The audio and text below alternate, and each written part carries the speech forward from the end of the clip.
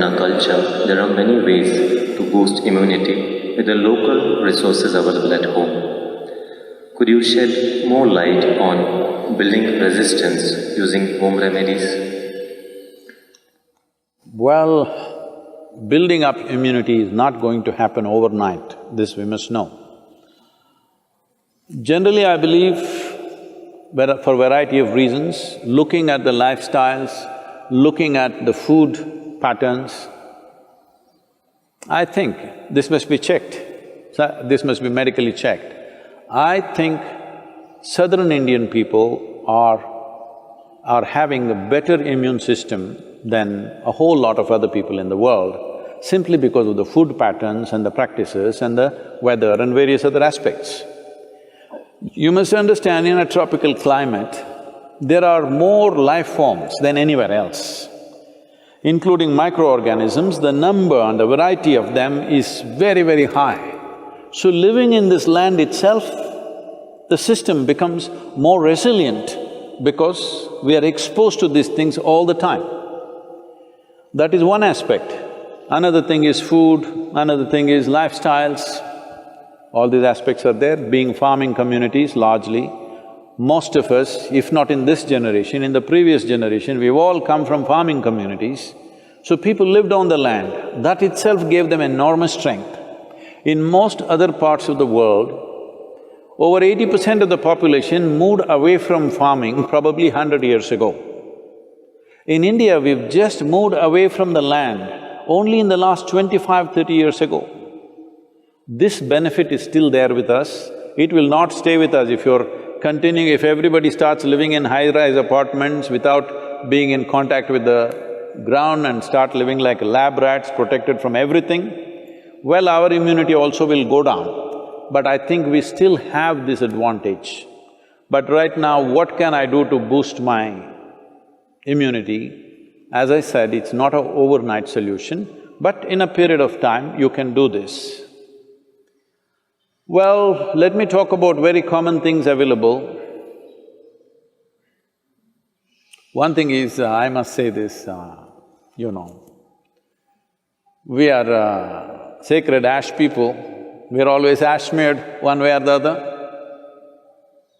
There are different types of ashes, if you know how to use it. I can't go about giving you instructions of this over the on the web, but if you learn to use it properly, it helps. Neem is available almost right across the country except in the mountainous places. Daily consumption of neem leaves. Turmeric is anyway available. Now they are making what is called as nano-turmeric, where the absorption rate is way higher than the normal turmeric, which also greatly enhances your immune system. If you soak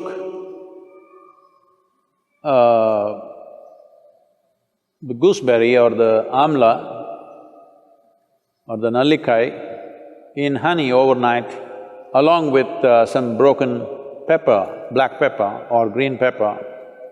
Green pepper, I'm saying for those of you who are in other countries, green pepper does not mean chili. We mean to say raw pepper. The peppercorn, when it's raw, which you might not have seen in most parts of the world, here it's common for us, it's available. So, soak it in honey and every day about 3 spoons, 3 times a day. It works best, all these things work best when you're on an empty stomach, that's the first thing that you take. If you do these things, you can see a significant increase in your immune system. I would say in 4 to 8 weeks, one can see significant betterment of one's immune system. There are yogic practices which are hard to teach, but right now, just doing a chant and doing Isha Kriya, this will also enhance your immune system.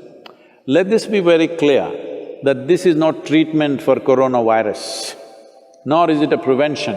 I did my chant, so I go and do irresponsible things, it's not going to work like that. These are things you do over a period of time and strengthen your system, that the next virus that comes, you may be in a little better place to handle. That is if you're there. Yes, don't take this lightly. Do not take this lightly. Right now, it is a challenge for every one of us to stay alive through this period. That's what it means. Do not think it's some remote thing that happens to somebody else in China or Italy. Right now, if you stay alive through the 6 to 8 months, that means we have handled this responsibly. If every one of us stay alive, that means we are good. We have lived consciously and responsibly, that's what it means. This is what, unfortunately, the governments have to enforce by force, because a whole lot of people don't seem to realize that this is necessary. And they think this is some fiction. This is not fiction. This is an imminent danger that we need to handle properly.